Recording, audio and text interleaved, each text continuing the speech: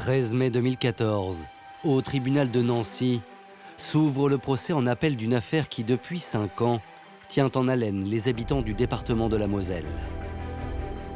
Dans le box des accusés, celle qui attire tous les regards, la voici, Cindy Senoc, une jeune mère de famille. Condamnée lors d'un premier procès à 30 ans de prison, la jolie brune au visage d'ange est accusée d'avoir commandité l'assassinat du père de ses 2 enfants, Serge Martz. Alors, qui est Cindy Senoc? Et pourquoi aurait-elle fait disparaître son futur mari?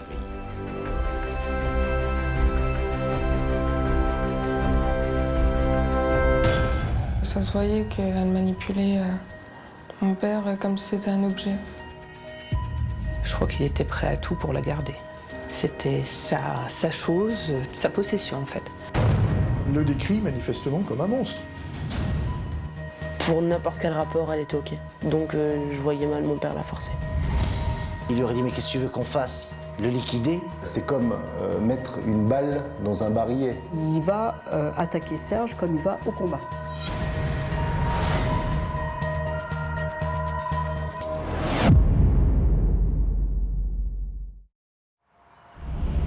L'étang des Vieilles Eaux, sur la commune de Saint-Rémy, à quelques kilomètres de Metz. Nous sommes le jeudi 28 mai 2009. Il est aux alentours de 12h45 lorsque 2 pêcheurs font une terrible découverte. Il voit en un premier temps un sac plastique qui flotte sur l'étang, là, à quelques mètres du bord. Et puis en y regardant mieux, il découvre un bras, une jambe, un tronc, une tête.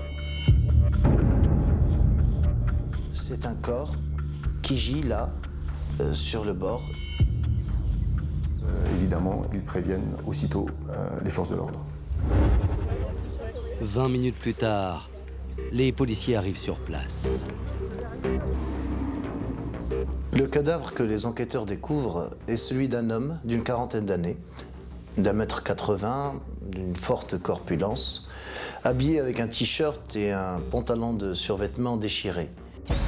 Et immédiatement, un détail vestimentaire va faire comprendre aux enquêteurs qu'il ne peut s'agir d'un...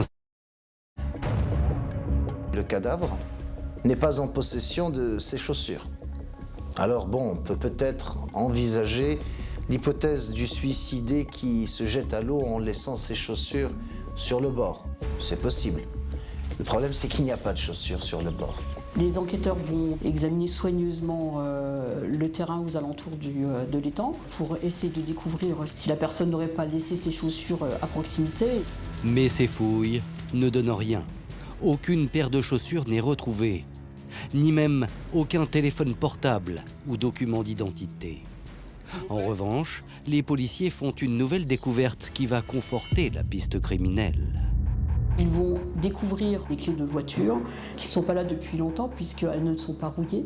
Nous avons affaire à un cadavre sans chaussures et des clés de voiture sans voiture.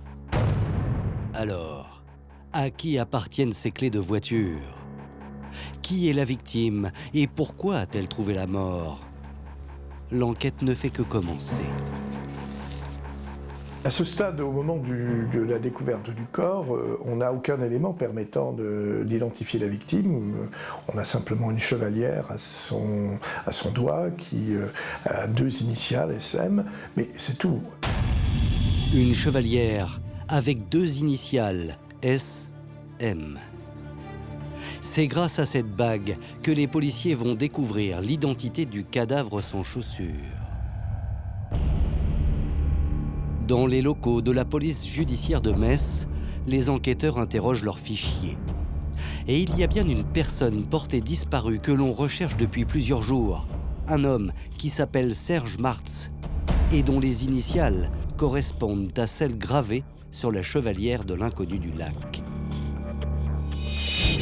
C'est une évidence absolue parce que tout concorde.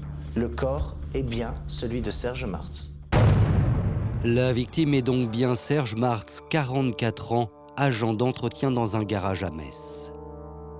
D'après les registres de l'état civil, il est père de 4 enfants. Et l'autopsie confirme très rapidement les circonstances du décès. Serge Martz a été tué, cela ne fait plus de doute.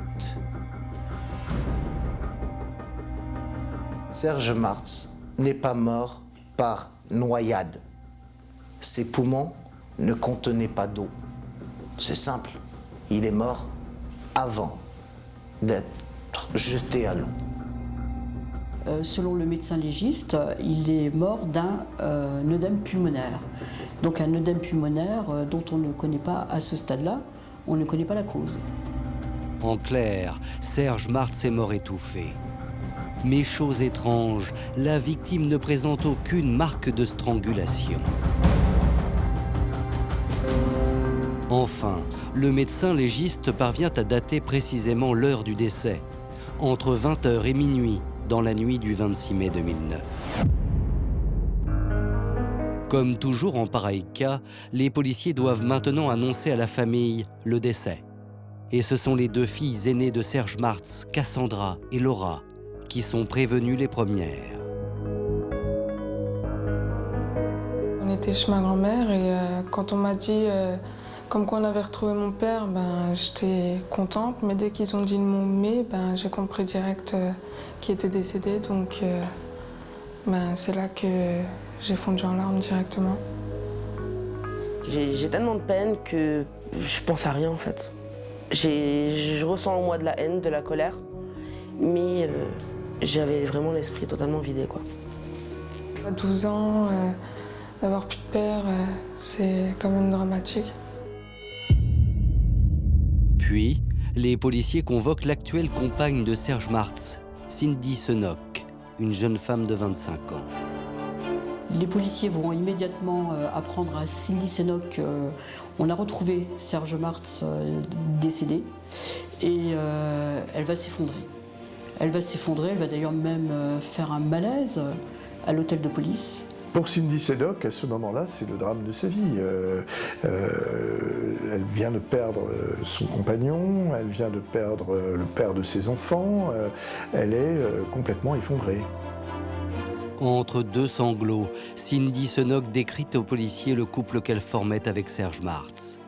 Un couple atypique, puisque ces derniers temps, malgré l'amour qui les unissait, ils avaient choisi de ne plus vivre sous le même toit. On est dans le schéma d'un couple tout à fait normal, qui va bien, qui a traversé peut-être une période de séparation. Ils vivaient plus ensemble depuis un petit moment, lui était retourné chez sa mère, elle vivait donc avec les deux enfants, mais ils continuaient à se voir, ils continuaient à être en relation ensemble, leur histoire d'amour n'était pas terminée pour autant. Dévastée par le chagrin, Cindy explique aux policiers que Serge venait régulièrement lui rendre visite, ainsi qu'à leurs deux jeunes enfants. Serge Martz allait voir ses deux enfants de charmants bambins de 2 et 4 ans tous les mercredis et tous les week-ends.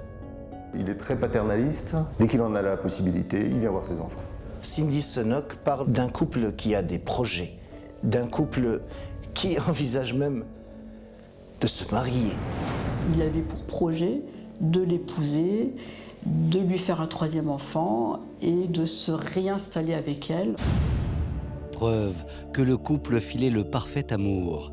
Ces SMS que Cindy montre aux enquêteurs. Tu me manques.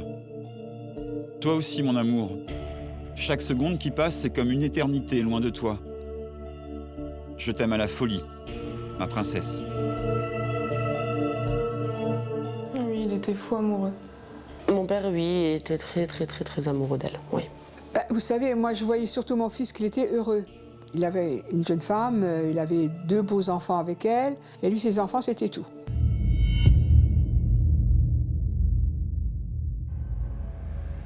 Dans les bureaux de la police judiciaire de Metz, Cindy est inconsolable. Cependant, elle va livrer aux policiers une piste. En effet, il semblerait que Serge Martz, la victime, est un ennemi. Cindy raconte que son compagnon a été agressé à 2 reprises. Une première fois, ça remonte à plusieurs mois, C'était sur le parking de son lieu de travail où un individu cagoulé lui avait tiré dessus au petit matin. Et puis, 8 jours avant sa mort, un homme aurait attenté à la vie de Serge Martz une deuxième fois alors qu'il était au volant de sa voiture. Il va le prendre en chasse à la sortie du casino. Il va essayer de le percuter avec sa voiture.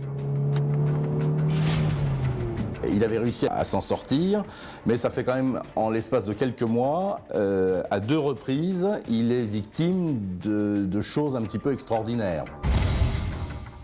2 agressions. Un meurtre. Pour les enquêteurs, voilà qui est beaucoup pour un seul homme.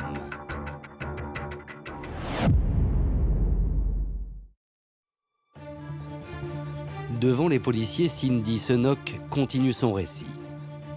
Elle explique que son compagnon avait un vice, le jeu. Serge Martz fréquentait assidûment les casinos. Alors, l'homme aurait-il contracté une dette de jeu? Peut-être qu'un de ses créanciers mécontents aurait eu l'intention donc soit de le punir, de lui donner une leçon, soit de récupérer par la force l'argent qui lui était dû. Et la jeune femme ne croit pas si bien dire, car le véhicule de Serge Martz va précisément être retrouvé sur le parking du casino d'Amnéville, à 20 km de Metz. La voiture est ouverte. Mais il n'y a rien à l'intérieur, il n'y a pas les clés, il n'y a pas de sac. Enfin, voilà, la voiture est là, sur le parking, ouverte. Le laboratoire va inspecter ce véhicule dans l'espoir de retrouver des traces ADN ou des empreintes digitales. Malheureusement, ils ne découvriront rien d'intéressant pour l'enquête. Chose curieuse, la voiture de Serge Martz est retrouvée dans un parking, portière déverrouillée. Et les clés du véhicule, souvenez-vous, ont été retrouvées près du corps, sur la scène de crime, à 12 km de là. C'est l'un des mystères que les enquêteurs vont devoir élucider.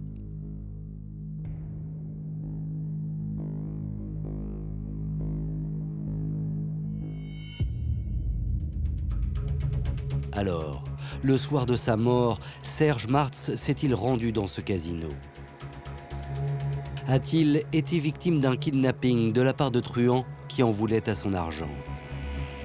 Mais cette piste ne va pas faire long feu, car l'enquête va démontrer que la victime n'est en réalité pas le flambeur que l'on voudrait faire croire. Recherche s'il a été au casino, s'il a gagné. Il joue 50, 100, 200 euros par, par soirée, par mise. Dans une soirée, il joue principalement d'ailleurs l'argent de sa mère. Mon fils n'était pas un flambeur du tout parce qu'on allait au casino avec mon argent à moi et on prenait une somme, une petite somme d'argent. On gagnait, on continuait à jouer, on perdait, on rentrait. Donc il n'y a aucune dette, ce ne sont pas des sommes importantes, rien qui puisse motiver un acte crapuleux sur le parking. De toute évidence, le ou les meurtriers de Serge Martz ont voulu orienter les enquêteurs sur une fausse piste. Et c'est un témoignage inattendu qui va venir donner un autre éclairage à cette affaire. Metz, le 2 juin 2009, 5 jours après la découverte du corps. Il est 17h lorsqu'une femme d'une quarantaine d'années se présente spontanément à l'hôtel de police.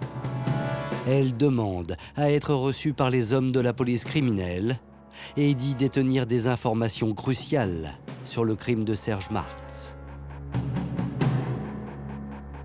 La femme va entrer en contact avec les enquêteurs et leur dire qu'elle a des révélations à leur faire par rapport, concernant le décès de Serge Martz. Cette femme, c'est elle, Annie Cartman, 42 ans, sans profession. Elle explique aux policiers bien connaître Cindy Senoc, c'est même une très bonne amie. Et le soir de la mort de Serge Martz, le 26 mai 2009, elle a reçu un SMS de la jeune femme. Un SMS pour le moins inquiétant. Je t'aime, ma petite maman chérie. Je t'aime, Mamounette, c'est tout bête, mais c'est un peu le cri du cœur de Cindy.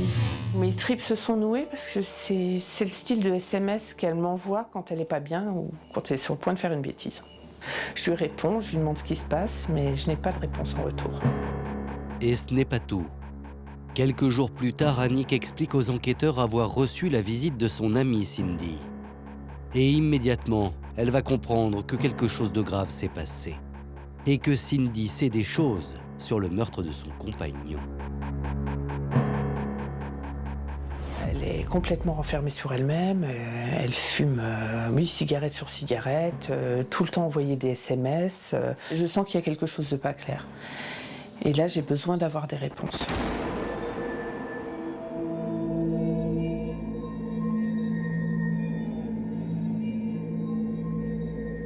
Je lui pose la question, à savoir si c'est elle qui a fait ça. Et là, de la tête, elle me fait non. Annick Hartmann lui expose clairement, mais est-ce que tu connais la personne qui lui aurait fait du mal? Cindy Senoc répond oui. Cindy connaît celui qui a tué Serge Martz. En gros, elle avoue qu'elle a un lien avec le crime, mais qu'elle ne l'a pas commis elle-même. Annick est sous le choc. Sa meilleure amie connaît l'identité du meurtrier de son compagnon. Elle doit donc le dénoncer au plus vite. Je pose un ultimatum à Cindy, je te laisse 3 jours pour prévenir la police, pour venir avec moi au commissariat, je t'accompagne, il n'y a pas de souci. On y va, tu racontes ce que tu sais, tout ce que tu sais, il faut absolument que tu le fasses. Parce que moi, je vais le faire. Le problème, c'est qu'au terme des 3 jours, Cindy n'ira pas livrer l'identité du meurtrier de Serge Martz. Et c'est justement pour cela qu'Annick va se rendre au bureau de la brigade criminelle de Metz. Je suis au courant d'éléments sur un crime, je ne peux pas garder pour moi. Je n'avais absolument pas envie d'avoir une implication quelconque et de me retrouver accusée de quoi que ce soit alors que je n'avais absolument rien fait. Cindy Senoc ne se dénonçant pas, Annick Hartmann n'a d'autre choix que de se rendre au service de police pour leur dire ce qu'elle sait. Le témoignage d'Annick Hartmann sonne comme un coup de tonnerre. Ça fait l'effet d'une bombe pour les enquêteurs parce que pour l'instant, les policiers étaient quand même plutôt à considérer Cindy comme une veuve, comme une victime. Et là, à défaut qu'elle soit l'auteur principal, elle est en tout cas très liée à l'auteur principal, en tout cas elle sait ce qui s'est passé. Et du coup, elle devient une sorte de suspecte. Alors, qui est l'homme que Cindy présente comme le responsable du meurtre de Serge? Et pourquoi le protège-t-elle? La mère de famille est-elle mêlée au meurtre de son compagnon? L'enquête progresse et se focalise maintenant sur Cindy Senoc, la jeune et jolie veuve éplorée.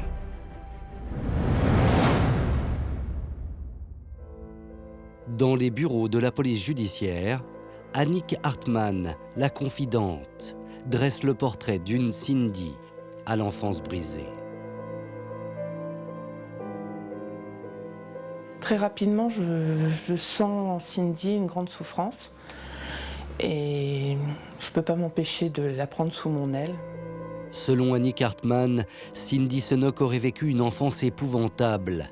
Maltraitance, abus sexuels, aussi bien de la part de membres de sa propre famille que d'étrangers croisés au hasard de sa vie.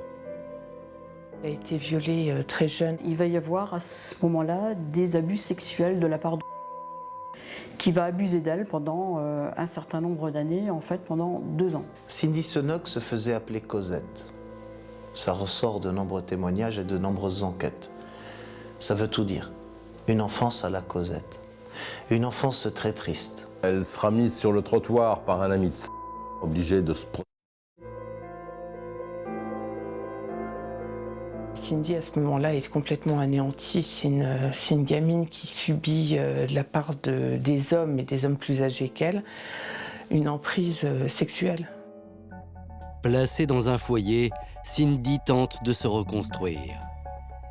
C'est là qu'à 18 ans, elle va faire la rencontre d'un homme qui va être son sauveur et qui va la sortir de cet enfer. Cet homme, c'est Serge Martz. Il est veilleur de nuit et a 20 ans de plus qu'elle. Il est divorcé et père de 2 filles. Cindy a été séduite par une vie de famille qui s'offrait à elle. Et qui en fait a été le début d'un nouvel enfer. Car Cindy va vite déchanter. En effet, son nouveau compagnon est un homme jaloux et possessif. Serge était fou amoureux de Cindy. Lui, pour moi, c'était sa chose, sa possession en fait. Il contrôle tout. Il lit ses SMS, il contrôle le kilométrage de sa voiture. Pour lui, ça s'apparentait à de l'amour. Je crois qu'il était prêt à tout pour la garder, à tous les chantages, à tout. Cindy raconte que c'est à la naissance de leur 2e enfant que les choses se seraient envenimées.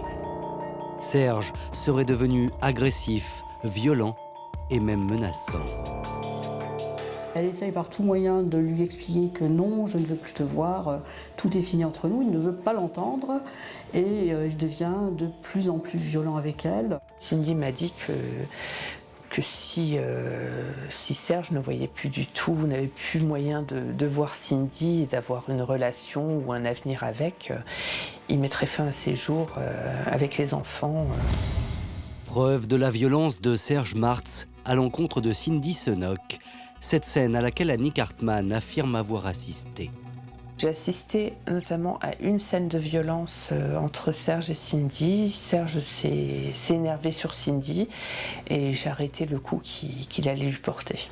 Cindy Senoc va dire que Serge l'a attrapé par les cheveux, qu'il l'a traîné le long d'un escalier en la claquant contre le mur.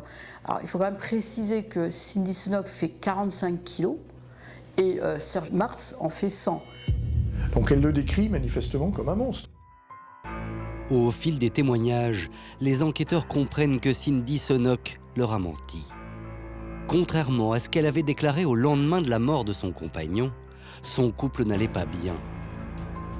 Et avec le témoignage d'Annie Cartman, les policiers savent que la jeune femme leur cache une information capitale, le nom de l'assassin de son compagnon. Désormais, pour la police, la priorité est de retrouver cet homme, et cela ne va pas être très difficile.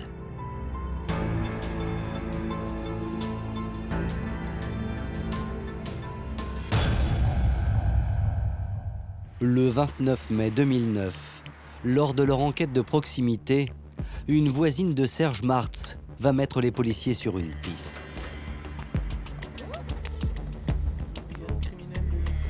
Elle va révéler quand même une chose assez particulière, c'est la liaison qu'aurait Cindy Senoc avec le propre frère de Serge Martz, c'est-à-dire Robert Martz.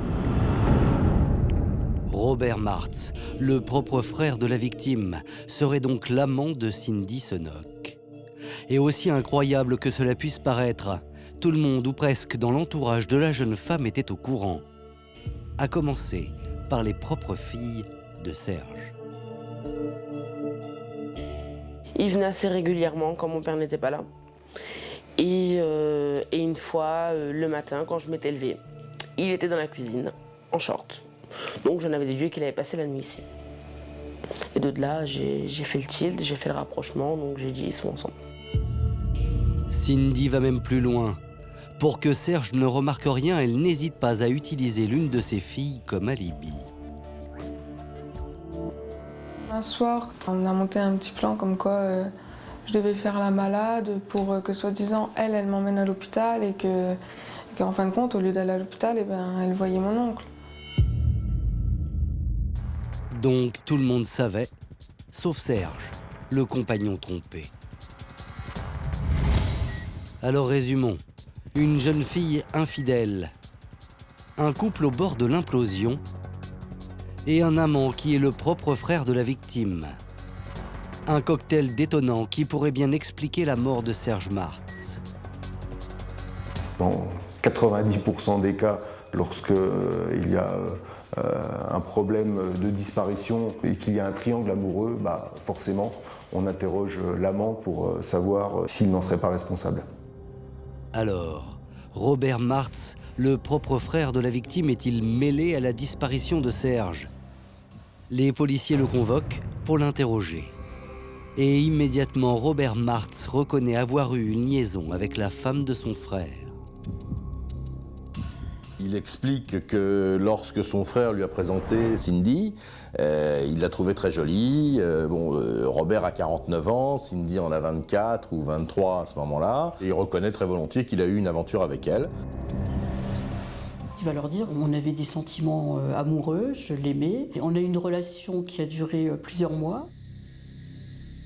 Elle envisageait, oui, de refaire sa vie avec, de se marier, d'avoir un enfant. Mais il y a un obstacle à ce projet, Serge Martz. Possessif et violent, l'homme ne veut pas entendre parler de séparation. Alors, Cindy va imaginer une solution capable de régler tous ses problèmes. C'est ce que Robert Martz raconte aux policiers. La jeune femme lui aurait demandé d'assassiner son propre frère. Cindy Senoc lui a demandé de le tuer. Mais aux enquêteurs, Robert Martz explique qu'il a refusé de tuer son frère. Alors avec Cindy, ils ont mis au point un véritable guet-apens pour lui faire peur. La scène se passe le 30 août 2008, vers 4 h du matin. Robert Martz, cagoulé et armé d'un pistolet à plomb, attend son frère dans le parking de la société où Serge travaille. Il agresse au début Serge Martz comme un vulgaire voleur. Serge essaye d'ouvrir la portière. Ça se passe mal, il s'affole, il tire. Serge va mettre son bras pour se protéger, donc il va avoir des éclats au niveau du bras et au niveau de l'œil.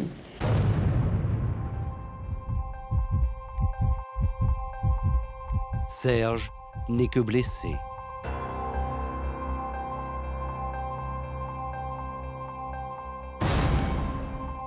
Paniqué, Robert s'enfuit. Devant les enquêteurs, il explique avoir compris que ce jour-là, par amour, il était allé trop loin. Il affirme que depuis, il a mis fin à sa relation avec Cindy et surtout qu'il n'est pour rien dans la mort de son frère. D'ailleurs, les policiers savent que Robert Martz dit vrai et que le 26 mai 2009, il ne pouvait pas être sur la scène de crime. En effet, comme l'atteste la géolocalisation de son portable, Robert était en déplacement professionnel près de la frontière belge. En revanche, le téléphone de Cindy Senoc, la mystérieuse et séduisante mère de famille, n'est pas localisé à l'endroit où elle le prétendait. Mademoiselle Senoc a particulièrement menti aux enquêteurs lorsqu'elle a affirmé qu'elle était chez elle au moment où elle a téléphoné à Serge Martz, alors qu'au moment de ce coup de fil, eh bien, c'est la borne de Voipy-Saint-Rémy à l'endroit de la découverte du corps qui est actionnée. Ce soir-là, Cindy n'était donc pas chez elle, à Moyeuvre-Grande, mais elle se trouvait à 20 km de là, sur les lieux du crime. Et les policiers ne sont pas au bout de leur surprise. Ils vont chercher quels étaient les téléphones présents sur place, à la même heure, au même endroit, le même jour. Et là, les policiers découvrent que Cindy n'était pas seule. Un deuxième téléphone bip au même endroit. Les enquêteurs vont découvrir le possesseur donc, du téléphone qui a marqué les bornes dans la zone et vont mettre un nom donc, sur ce possesseur. Il s'agit de Jérémy Zimmer. Jérémy Zimmer, ce nom est inconnu des forces de police. Mais serait-il l'homme que Cindy protège? Les enquêteurs en sont persuadés et ils ne vont pas tarder à le retrouver.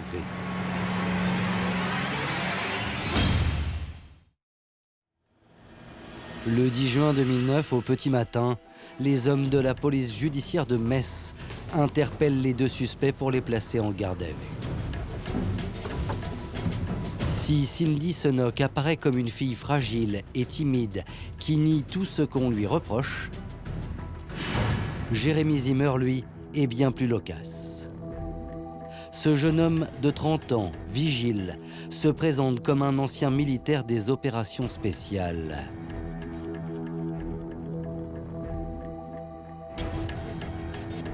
Il se présente comme un guerrier, aguerri au combat. Il va leur indiquer qu'il était à l'armée engagé à l'âge de 18 ans, qu'il était dans les commandos, il était sergent, il a fait des missions spéciales au Kosovo, à Djibouti. Et il aura cette expression auprès des policiers en disant « Pour le reste, vous m'excuserez, mais je ne vous en parlerai pas parce que je suis lié au secret défense ». On peut penser à ce moment-là que c'est quelqu'un qui est capable de tuer, qui a été entraîné pour ça. Les policiers ont un type qui peut tuer à main nue en face d'eux. Et lorsque les policiers demandent à Jérémy Zimmer s'il est l'amant de Cindy Senoc, le militaire confirme.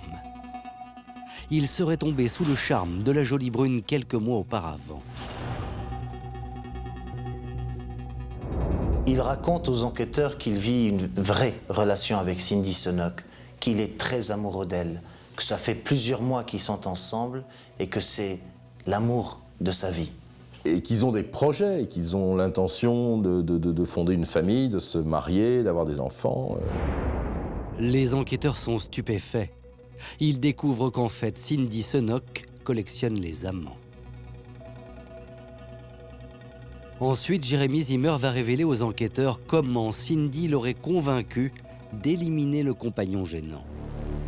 La jeune femme, d'abord, va lui faire état de violences répétées, physiques et sexuelles, qu'elle subirait de la part de Serge Martz.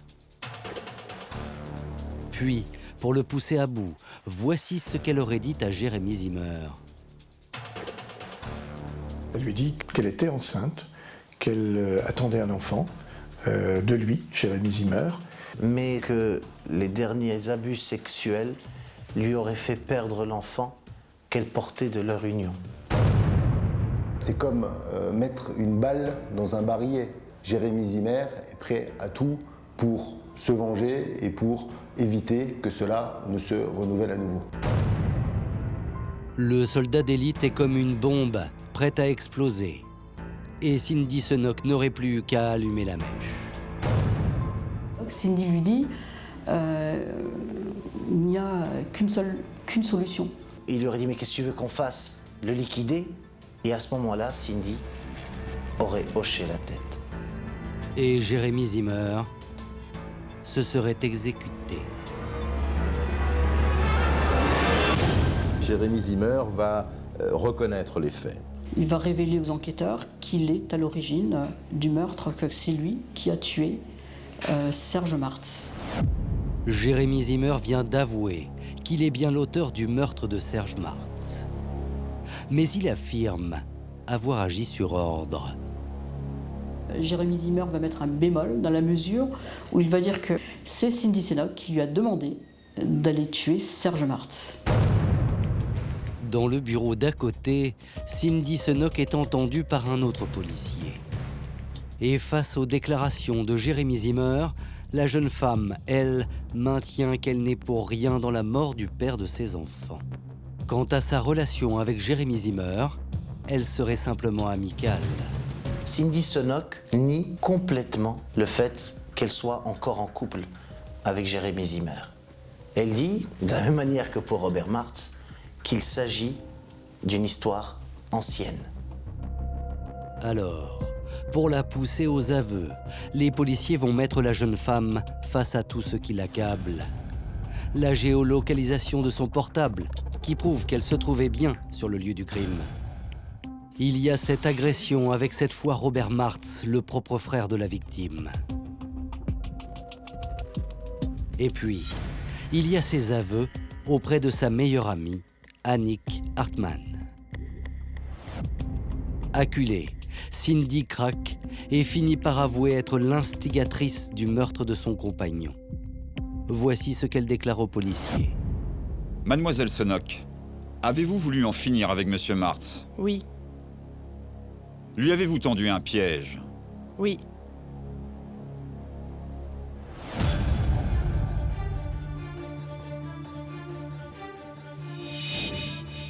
Le 10 juin 2009, dans les locaux de l'hôtel de police de Metz, Cindy et son amant vont livrer aux enquêteurs le plan qu'ils avaient mis au point pour en finir avec Serge Martz, l'homme qu'elle considère être son tortionnaire.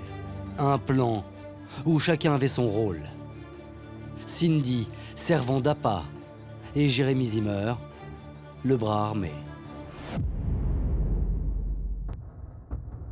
Ce 26 mai 2009, il est 21h30 lorsque Cindy Senoc et Jérémy Zimmer se garent près de l'étang des Vieilles Eaux. Il fait nuit et l'endroit est désert. Il faut maintenant attirer Serge Martz, le compagnon, dans le piège. Cindy appelle Serge. Elle lui demande de venir. Et Serge n'habite pas loin, à moins de 5 minutes de cet étang où ils ont l'habitude de se retrouver. Les deux amants ont juste le temps pour se mettre en place. Cindy est au siège conducteur, elle ferme les portières. Jérémy est à l'extérieur, il est habillé en une tenue de vigile, tout en noir. Il se cache derrière le véhicule. Tapis dans l'obscurité, prêt à bondir. Quand Serge Martz engage sa Renault 5 sur le sentier pour rejoindre Cindy, il est loin de se douter que la mort l'attend au bout du chemin. Le véhicule de Cindy Senoc lui fait des appels de phare. Il descend. Il se rend vers le véhicule de Cindy. Il essaye d'ouvrir la porte pour rentrer ou pour discuter avec elle. Et évidemment, elle n'ouvre pas la porte. À ce moment-là, Jérémy Zimmer lui saute dessus. Il va attaquer Serge comme il va au combat. Serge est un adversaire bien plus redoutable qu'il ne l'avait imaginé. Il est beaucoup plus costaud que lui. Il fait 100 kilos, et il se défend, il bouscule, les deux hommes tombent lourdement par terre. La bagarre est très violente. Le combat entre les deux hommes va durer quand même plusieurs minutes. En fait, Jérémy Zimmer et Cindy Senoc se rendent compte qu'ils ont sous-estimé la force de Serge Martz. Alors, pour le neutraliser, l'ancien soldat d'élite n'a d'autre solution que de pratiquer une technique redoutable, utilisée lors de ses missions au Kosovo, la prise de la sentinelle. Cette prise de la sentinelle permet de neutraliser en silence et de manière efficace une sentinelle en cas de conflit. Il le serre, il le comprime toutes ses forces et il va lui bloquer la respiration de manière à entraîner son asphyxie. Il va s'acharner sur Serge Martz, il va aller jusqu'au bout. Jusqu'à ce que ce dernier ne bouge plus.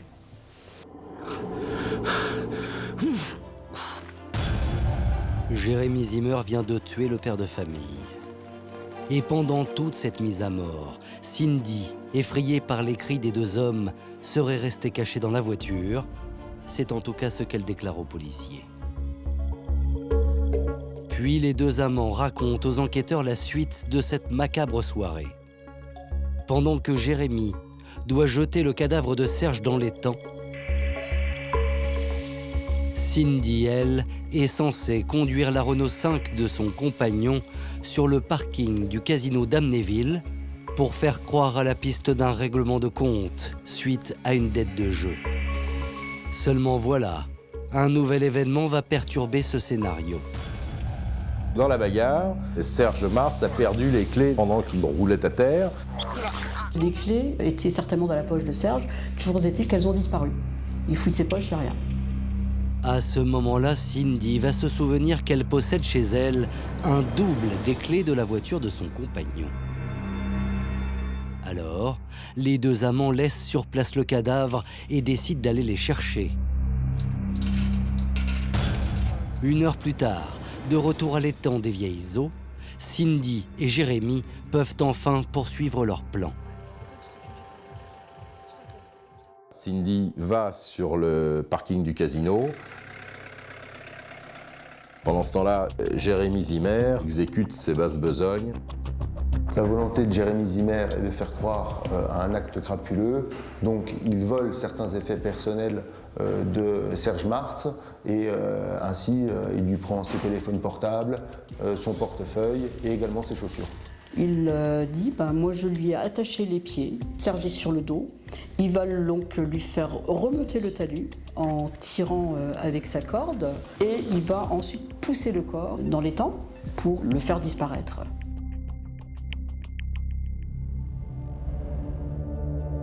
Quelques minutes plus tard, Jérémy retrouve sa complice sur le parking du casino d'Amnéville.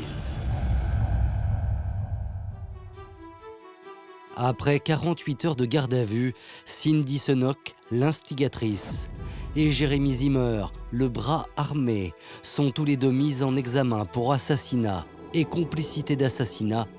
Ils sont écroués à la maison d'arrêt de Metz. Seulement, l'affaire n'est pas pour autant terminée. D'abord, les enquêteurs vont découvrir que Jérémy Zimmer a sans doute tué pour de mauvaises raisons. Souvenez-vous, Cindy, pour le pousser au crime, lui avait parlé des violences répétées de son compagnon. Or, l'enquête va montrer que tout cela était totalement faux. Quand ils vont analyser toute la téléphonie et surtout les textos, les SMS entre Cindy et Serge, ils vont absolument pas retrouver l'ambiance qu'elle décrit du couple. On relève qu'il y a des mots d'amour, où il y a un attachement tout particulier, une intimité très grande, et surtout pas de violence, de menaces ou d'agressivité. Et les policiers ont beau chercher, contrairement à ce que dit Cindy, rares sont les proches de la victime qui décrivent Serge comme un homme violent. Son ex-femme est d'ailleurs la première à s'indigner de ces accusations. J'ai été mariée avec lui 2 fois, il aurait été violent. Je ne me serais pas mariée une 2e fois, il ne m'a jamais tapé. Non, il n'était pas violent, bon, sauf une fois, voilà. Elle a monté tellement en pression que c'est parti un petit peu en vrille, mais pas au point de l'égorger, quoi, on va dire. Il y avait certes des épisodes difficiles, de tension, mais personne ne peut dire que Cindy Senoc se faisait violenter. Les enquêteurs ont manifestement le sentiment que ce que raconte Cindy Senoc est faux. Pour la justice, Cindy Senoc veut se débarrasser de Serge Martz pour ensuite être totalement libre, vivre sa vie, et éventuellement avec Jérémy Zimmer. Et Cindy est une manipulatrice hors pair, prête à tous les mensonges pour pousser à bout son amant et le convaincre de tuer son compagnon. Souvenez-vous, elle avait dit à Jérémy Zimmer qu'elle portait un enfant de lui et qu'elle l'avait perdu suite aux violences de son compagnon. Or, une nouvelle fois, toute cette histoire n'est qu'affabulation. La justice va s'en apercevoir en demandant un test de fertilité pour l'amant de Cindy. Des examens médicaux ont été effectués sur Jérémy et il se trouve qu'il souffre d'une maladie qui fait qu'il est stérile. Et à ce moment-là, il comprend qu'il a été manipulé depuis le début. On voit quelqu'un qui recherche des gens, pas parce qu'elle les aime, mais parce qu'ils sont capables d'arriver au but qu'elle recherche. C'est quelqu'un de machiavélique, et enfin c'est quelqu'un de diabolique. Au final, Cindy Senoc ne serait donc pas la victime d'un compagnon violent comme elle le prétend.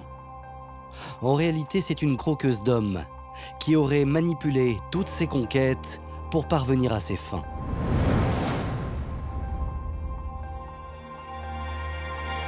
Après 3 semaines d'investigation, les policiers pensent avoir reconstitué le terrible scénario de cette sombre affaire. Mais un ultime rebondissement va faire une nouvelle fois basculer l'enquête. Le 28 juillet 2009, le juge organise la reconstitution du meurtre en présence des 2 accusés. Jérémy et Cindy répètent un à un tous les gestes qu'ils ont effectués la nuit du drame. Mais chose étrange, alors que Jérémy Zimmer déclare avoir tiré seul le corps de Serge jusqu'à l'étang. Un détail frappe les policiers. Lors de la reconstitution, on va s'apercevoir qu'il y a quelque chose qui ne correspond pas aux descriptions qui ont été faites.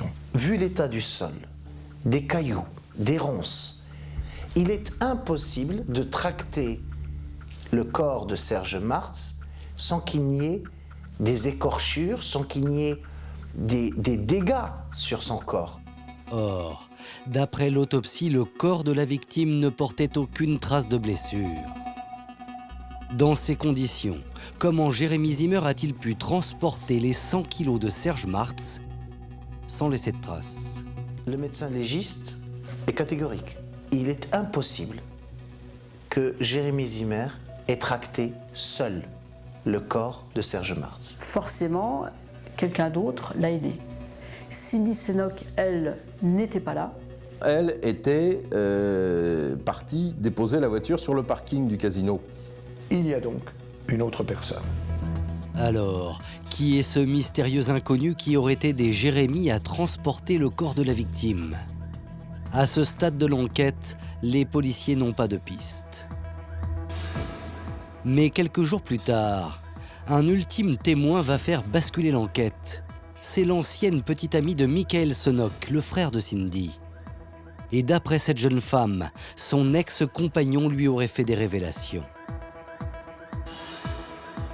Elle dit que Michael Senoc lui a téléphoné pour lui dire qu'il avait aidé à transporter le corps. Il explique que ce soir-là, il était à la maison, donc il vit chez Cindy.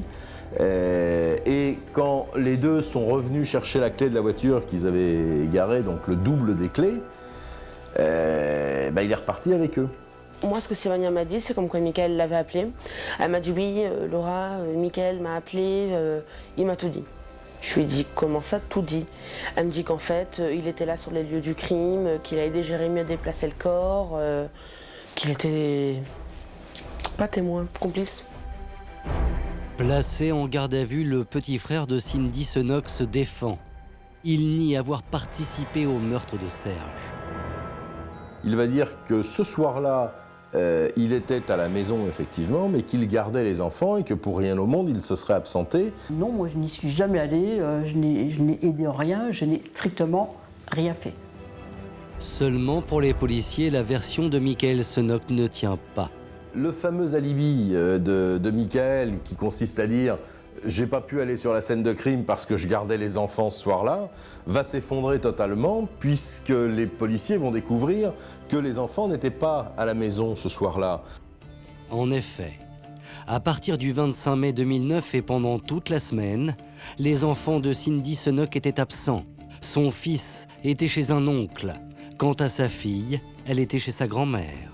Michael Senoc a donc menti, et ce n'est pas tout. Il avoue un élément incroyable. Il a dit aux enquêteurs qu'il connaissait parfaitement le scénario,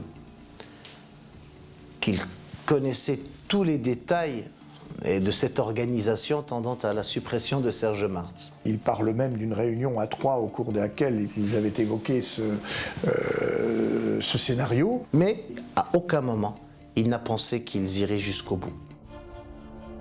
Michael Senoc est donc mis en examen pour non-dénonciation de crime, mais aussi pour recel de cadavres. Robert Martz est poursuivi pour violence avec arme. Jérémy Zimmer est mis en examen pour assassinat et tentative d'assassinat. Quant à Cindy Senoc, le cerveau présumé, elle est mise en examen pour complicité d'assassinat.